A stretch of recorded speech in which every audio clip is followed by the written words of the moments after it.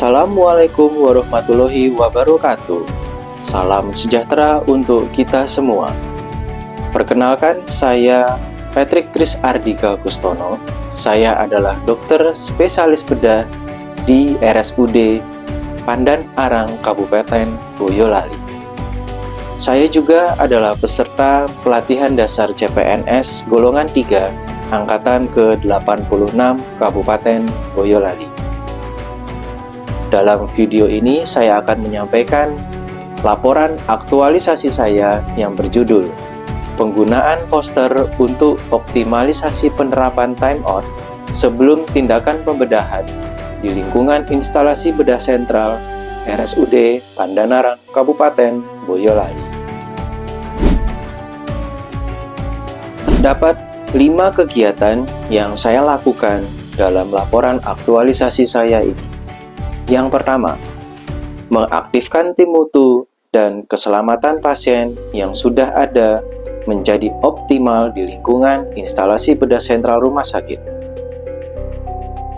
Tahapan kegiatan yang pertama adalah melakukan konsultasi dengan mentor. Nilai yang saya terapkan adalah adaptif, yaitu saya proaktif mengkonsultasikan rencana kegiatan saya, dan loyal, dengan saya menerima dan menindaklanjuti dengan baik saran masukan dari mentor. Tahapan kedua, melakukan review tugas tim mutu dan keselamatan pasien. Pada tahapan ini, saya menerapkan akuntabel, yaitu mencari referensi sebagai bentuk tanggung jawab, dan loyal, yakni dengan berkomitmen bekerja keras demi mendapatkan referensi yang terbaik. Tahapan ketiga yaitu melakukan koordinasi dengan Komite Peningkatan Mutu dan Keselamatan Pasien Rumah Sakit.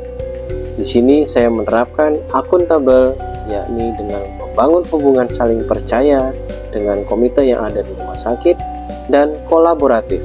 Saya bekerja sama dengan Komite Peningkatan Mutu dan Keselamatan Pasien di rumah sakit. Kegiatan yang kedua yakni membuat poster dan pedoman tentang timeout di IBS rumah sakit. Tahapan yang pertama, saya melakukan survei lapangan untuk menentukan perkiraan kebutuhan poster dan pedoman serta lokasi penempelan.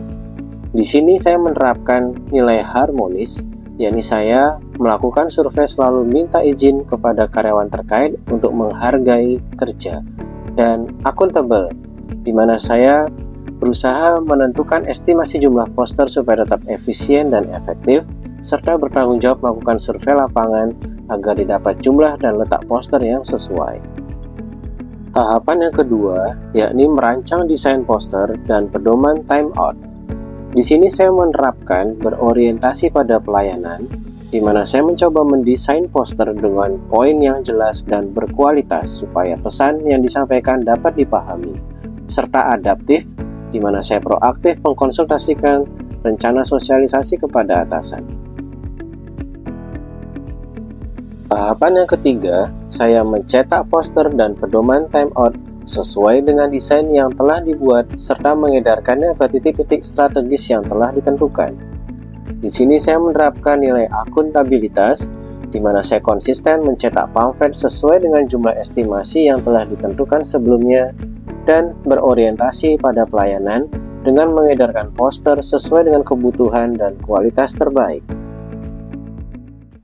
Kegiatan yang ketiga yakni melakukan sosialisasi SOP timeout di IBS rumah sakit. Tahapan yang pertama, saya mencari materi dan referensi terbaru terkait SOP timeout. Di sini saya menerapkan nilai adaptif, di mana saya proaktif demi mendapatkan referensi SOP timeout yang terbaru, dan loyal. Saya berkontribusi mencari referensi dari sumber yang bermutu dan terbaru tentang SOP timeout yang dapat dipertanggungjawabkan. Tahapan yang kedua, saya mempelajari SOP timeout di rumah sakit. Saya menerapkan nilai akuntabel, di mana saya secara bertanggung jawab mempelajari secara baik SOP timeout dan menentukan target waktu supaya pekerjaan yang saya lakukan lebih efisien. Juga nilai kompeten, di mana saya mempelajari SOP dan meningkatkan kompetensi saya mengenai pelaksanaan timeout. Untuk tahapan yang ketiga, saya melakukan sosialisasi SOP timeout dan mengedarkan melalui media sosial komunikasi IBS. Saya di OK2, OK1, OK7, kalau saya operasi mesti ya langsung pakai baju, kerjakan. Terus pasien berikutnya di sebelah masuk, kerjakan.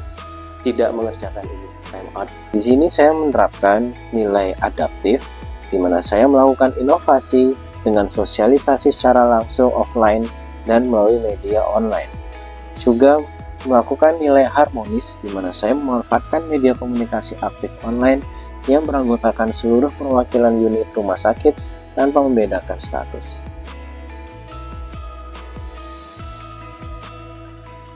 Untuk kegiatan yang keempat, menerapkan pelaksanaan timeout di IBS rumah sakit.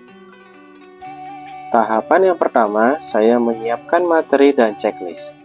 Saya menerapkan nilai akuntabel, di mana saya menyiapkan materi dengan penuh tanggung jawab, harmonis, di mana saya memberikan materi kepada semua pihak terkait dan kompeten, memberikan semua referensi yang berkualitas. Tahapan yang kedua, saya menyiapkan sarana dan prasarana. Saya menerapkan nilai berorientasi pelayanan dengan berusaha sepenuh hati menyiapkan sarana dan prasarana demi kelancaran acara dan akuntabel, di mana saya dan tim bertanggung jawab menyiapkan sarana dan prasarana. Timeout hari Kamis tanggal 28 Agustus tahun 2025. Konfirmasi anggota tim untuk operator Dr. Patrick, anestesi Dr. Yo. Tahapan yang ketiga, saya mendokumentasi seluruh proses kegiatan. Di sini saya menerapkan nilai akuntabel, di mana saya memimpin secara langsung penerapan timeout dengan penuh integritas, dibantu tim agar acara berlangsung dengan baik, dan berorientasi pelayanan, di mana saya berusaha menerapkan timeout yang berkualitas. Kegiatan yang kelima, melakukan penilaian kepatuhan petugas di IBS secara berkala. Tahapan yang pertama, melakukan koordinasi dengan tim pengawas mutu dan keselamatan pasien. Di sini saya menerapkan nilai akuntabel, di mana memberikan kepercayaan penilaian kepada tim pengawas mutu dan keselamatan pasien. Harmonis. Dalam koordinasi, saya senantiasa menjunjung tinggi rasa saling menghargai antar petugas dan nilai kompeten bersama-sama dengan tim pengawas dan keselamatan pasien, berkoordinasi dengan berorientasi pada kinerja yang baik. Tahapan yang kedua, mengikuti proses tim pengawas melakukan penilaian timeout. Di sini saya menerapkan nilai kolaboratif, yaitu memberi kesempatan kepada tim pengawas melakukan penilaian terhadap petugas di IBS, dan nilai harmonis, di mana penilaian kepatuhan petugas dilakukan tanpa membedakan status dan jabatan petugas. Tahapan yang ketiga, membuat laporan berkala tentang kepatuhan petugas. Di sini saya menerapkan nilai akuntabel, di mana saya wajib menyampaikan bahwa hasil penilaian harus secara transparan disampaikan tanpa merubah dari kenyataan walaupun hasil yang didapat belum tentu baik, dan berorientasi pelayanan. Saya berharap dengan dibuatnya laporan berkala kepatuhan petugas dapat digunakan sebagai salah satu sumber untuk perbaikan berkelanjutan di rumah sakit.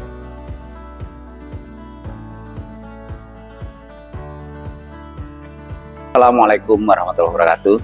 Saya mengucapkan apresiasi sekali kepada kegiatan Dr. Patrick SPB mengenai tentang optimalisasi dari pelaksanaan timeout di ruang bedah RSUD Pandangan Boyolali. Di situ akan mengurangi risiko sekali, terutama tentang kesalahan pasien, kesalahan tindakan pembedahan pasien, dan akan meningkatkan mutu dari pelayanan di kamar bedah Rumah Sakit Umum Pandaran Boyolali. Harapan saya adalah sebagai budaya di setiap staf untuk melaksanakan tindakan operasi ini, dan akhirnya layanan di kamar operasi akan meningkatkan mutu pelayanan dan keselamatan pasien ini. Terima kasih.